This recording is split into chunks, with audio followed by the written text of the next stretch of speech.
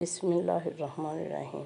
جب تم میں سے کوئی اپنے مسلمان بھائی سے محبت کرے تو اسے جتلا دے کہ وہ اس سے محبت کرتا ہے۔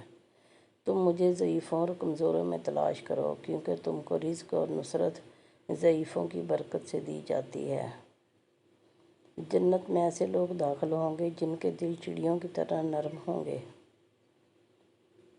جس نے رمضان کے روزے کو فرض سمجھ کر ثواب کی امید سے رکھا، وہ بخشا گیا۔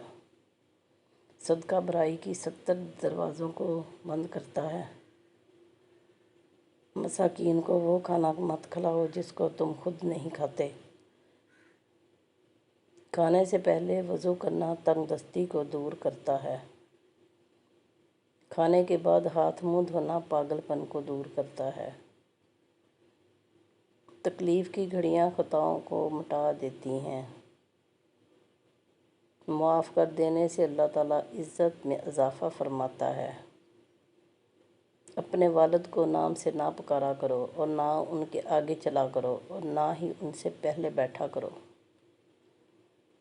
سب سے افضل صدقہ روٹھے ہوئے لوگوں میں صلح کروانا ہے۔ میری امت کے بوڑھوں کی عزت کرنا میری عزت کرنا ہے۔ میری امت کی عورتوں کے لیے سونا اور ریشم حلال کر دیا گیا ہے اور مردوں پر حرام کر دیا گیا ہے۔ بے شک اللہ تعالیٰ حیا اور پردے کو پسند فرماتا ہے۔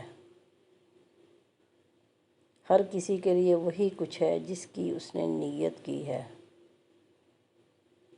ہر چیز کی زکوٰۃ ہوتی ہے اور جسم کی زکوٰۃ روزہ ہے۔ روٹی کی عزت کرو کیونکہ اللہ تعالیٰ نے اس کو عزت دی ہے۔ جن باتوں کو شرع نے منع فرمایا ہے اگر تم ان سے بچے گا تو گویا سب سے بڑا عبادت گزار ہوگا۔ حسن اخلاق گناہوں کو اس طرح پگھلا دیتا ہے جس طرح دھوپ برف کو پگھلا دیتی ہے۔ اللہ تعالیٰ کی عظمت بیان کرو، وہ تم کو بخش دے گا۔ جو ظالم کی مدد کرے گا اللہ تعالیٰ اسی ظالم کو اس پر مسلط کر دے گا۔